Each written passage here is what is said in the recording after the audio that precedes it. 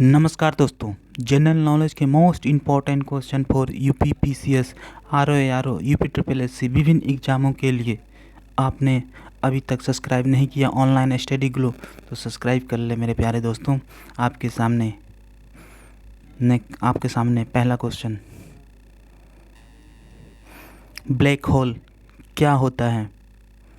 हवाई जहाज़ की उड़ान का अभिलेख कर सूर्य का एक धब्बा, अंटार्कटिक की एक जगह या सिमट गया तारा। इसे सिमट गया तारा को अक्लस स्टार भी कहते हैं। इसका राइट आंसर सिमट गया तारा। इसका इंग्लिश में होता है अक्लैप्स स्टार, इकट्ठा तारों का एक समूह। ठीक है, इकट्ठा तारों का एक समूह जिसे कोलैप्स स्टार कहते हैं। अंतरिक्ष में एक ऐसी जगह है जहां गुरुत्वाकर्षण इतना अधिक खींचता है कि प्रकाश भी बाहर नहीं जा पाता। वैज्ञानिकों का मानना है कि ब्रह्मांड के साथ ही ब्लैक होल के निर्माण की प्रक्रिया भी प्रारंभ हुई जब एक बहुत बड़े तारे का केंद्र स्वतः गिर जाता है। यह परिघटना एक सुपरनोवा का कारण बनती है। सुपरनोवा एक विस्फोट करने वाला तारा है जो अंतरिक्ष में तारे के हिस्से को विस्फोट करता है। नेक्स्ट क्वेश्चन आपके सामने है, टेलीग्राफिक पठार हिस्सा है उत्तरी अटलांटिक कटक का, दक्षिणी अटलांटिक कटक का या हिंद महासागर कटक का, या इनमें से कोई नहीं? बताइए दोस्तों, क्या राइट आंसर है?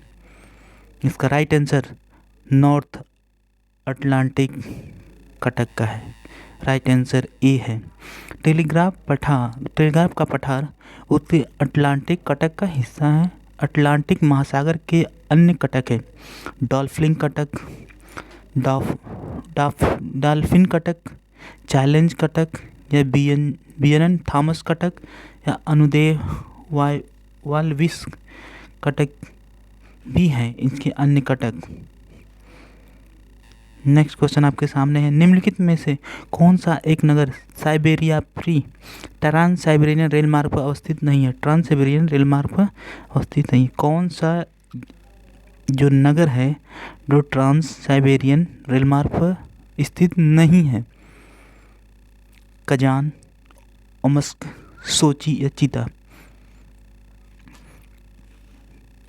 बताइए दोस्तों, इसका राइट आंसर सोची है। सोची, सी, राइट ऑप्शन सी है। सोची, SOCHI, सोची।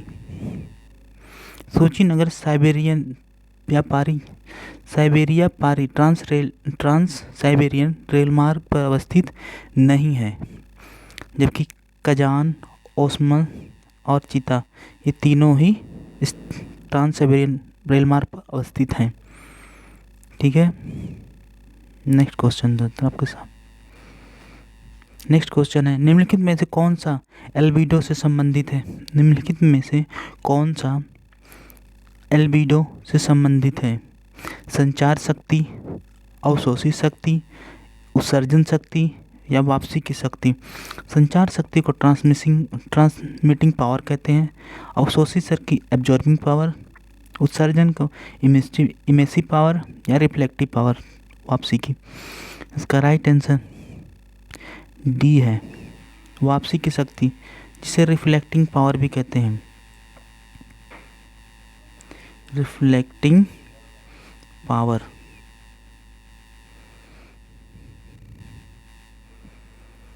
किसी भी वस्तु की सतह पर पहुंचने वाले विकिरण ऊर्जा के जितने भाग का वापस परिवर्तित हो जाता है उससे एल्बिडो या प्रत्यावर्तित कहते हैं। इसे प्रतिशत में व्यक्त किया जाता है। यदि कि विभिन्न क्षेत्रों में प्राप्त एल्बिडो के आंकड़ों पर दृष्टिपात किया जाए तो पृथ्वी पर औसत एल्बिडो 30% होता है। नेक्स्ट क्वेश्चन आपके सामने है, सूची 1 को सूची 2 से मिलान करता है। एक तरफ वनस्पति के प्रकार दिए गए, दूसरी तरफ उसके क्षेत्र एरिया दिए गए। माकवी, कैलिफोर्निया, फिबस, मुबन तटीय क्षेत्र, चेपरेल दक्षिण अफ्रीका या मोंट्रियल चिली। ये सारे ऑप्शन दिए गए हैं, इनको आपको सही मिलान करना है। मिलान कीजिए दोस्तों।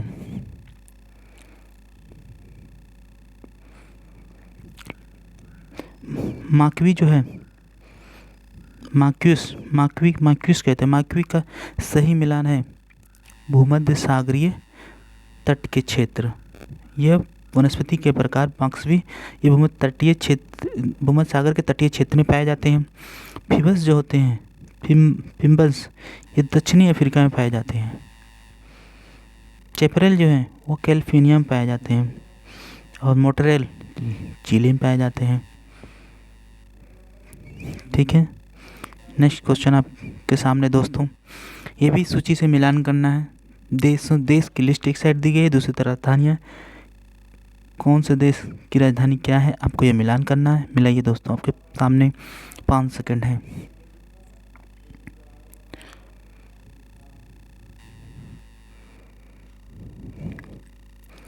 Uzbekistan Tashkent, Tajikistan Dushanbe, Kyrgyzstan Bishkek और तुर्कमेनिस्तान अगस्ताबाद। चारों ही मिलान सही हैं, कोई गलत नहीं है।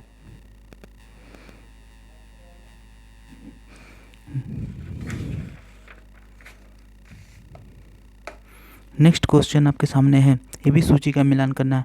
प्राकृतिक वनस्पतियाँ पहली सूची में, दूसरी सूची में क्षेत्र। इनके प्राकृतिक वनस्पति अधिजीवित वनस्पतियाँ भूमध्य सागरीय, बबूल, भूमध्य रेखीय, बेओबाब, सहारा, देवदार, समाना। इन सबको मिलान करना है। मिलाइए दोस्तों।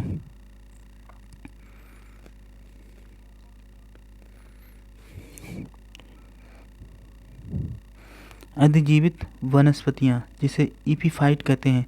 इपीफाइट भूमध्य रेखीय में पाया जाता है, इक्वेटोरियल पे। दूसरा राइट है। बबूल की खेती, बबूल जो होता है वह सहारा में पाया जाता है।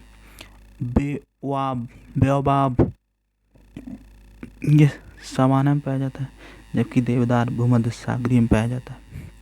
मेडिटेरियन भूमध्य सागरीय, मेडिटेरियन है भूमध्य सागरीय में पाया जाता है। नेक्स्ट क्वेश्चन आपके सामने है। सूची 1 सूची 2 से मिलान करना है। पहली सूची में चक्रवात, दूसरी सूची में देश की लिस्ट दी गई है। चक्रवात किस देश में आते हैं उसका लिस्ट आपको है आपके सामने। Billy Philippines, typhoon Australia, Baguio Japan, hurricane USA. इसका राइट आंसर बिली जो है ऑस्ट्रेलिया में पाया जाता है। बिली चक्रवात जो ऑस्ट्रेलिया में आता है। टाइफू चक्रवात जापान में आता है, जबकि बगुइयो जो है ये अपने फिलीपींस में आता है। बगुइयो हरिकेन्स यूएसए में आता है। नेक्स्ट क्वेश्चन आपके सामने है। सूची मिलान 1 से 2 में करना है। पहली सूची में पवन दिए गए, दूसरी सूची में देश। कौन सी पवन किस देश में आती हैं, तो इसमें कौन सी सुमिलित नहीं है। सूची 1 सूची में मिलान है, इसमें कौन सी सही सुमिलित नहीं है ये बताना है। तो सांता आना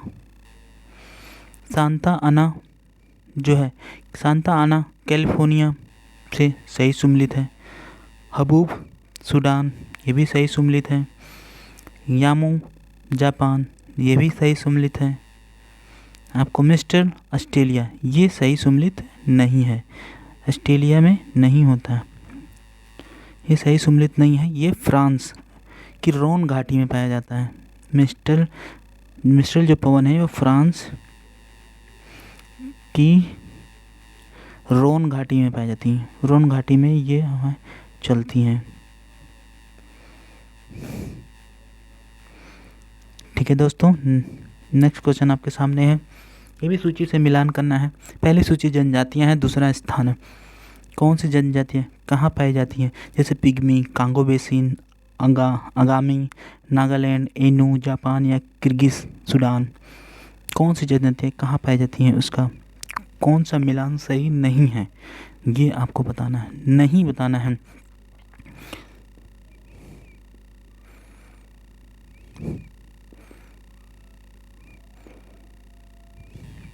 तो बिगमी कांगो बेसिन में पाई जाती है। अंगामी नागालैंड में पाई जाती है। इनू जापान में पाई जाती है। किर्गिज सूडान में नहीं पाई जाती। ये गलत मिलान है, क्यों? किर्गिज मध्य एशिया में पाई जाती है। किर्गिज जनजाति जो है वह मध्य एशिया में पाई जाती हैं। किर्गिज मध्य एशिया में पाई जाती हैं।